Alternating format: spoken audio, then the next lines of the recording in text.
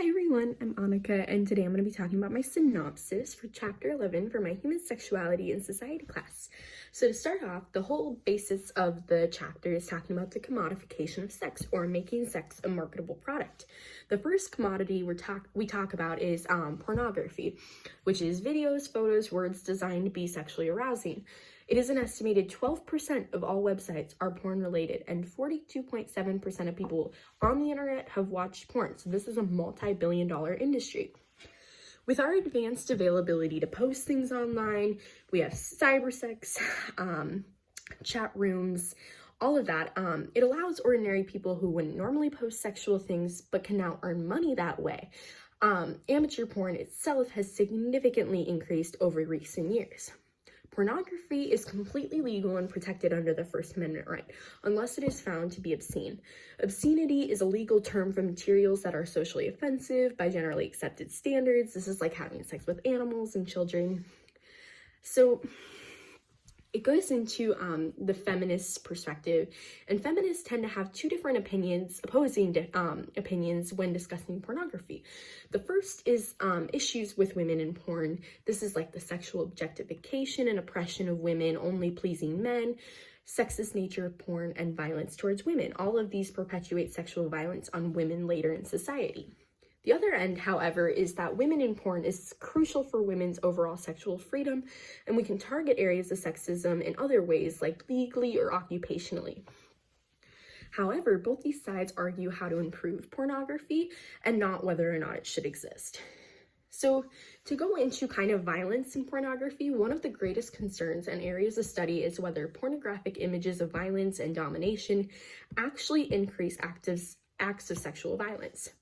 So I think it's Ybarra and Mitchell. Their research shows that men who have no previous convictions for sexual offense can view porn and not be affected. However, men who have predispositions towards aggressive sexual behavior have 4 times higher sexual aggression when repeatedly exposed. There are also a lot of age-centered themes in porn. 18 to 19-year-olds dressing as younger, talking younger. Sociologists argue that this is contributing to the sexualization of children, which brings us into child pornography, which is any visual depiction of sexually explicit content with a minor, anyone under age 18. Child porn itself is a steady and increasing problem. Arrests today are just getting higher for child porn. This is primarily because of the easy access to it and how you can be anonymous online, and it lowers your chances of getting caught. Youth sexting also goes into child pornography itself too. For consenting adults, sexting itself is legal, valid, common. 8 out of 10 adults have sexted within the last year. However, when young teens have access to a computer or their own cell phone, this is where sexting becomes the issue. We don't know how many youth sexted. There wouldn't be an accurate number. In a 2009 survey, 1 out of 3 youth ages 14 to 24 said they engaged in some form of sexting.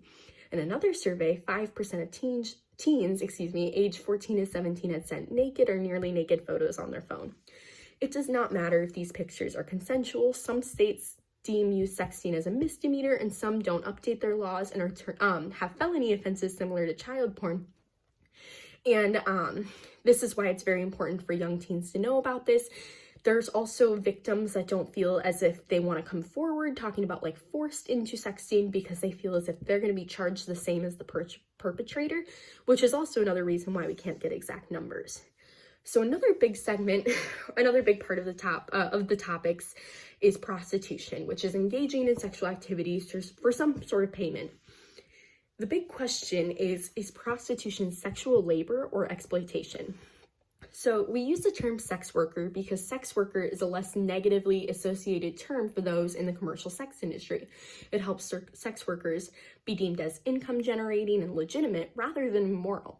The dangers of sex work go hand in hand with where the sex workers work, on the street or a part of an escort service or some other service.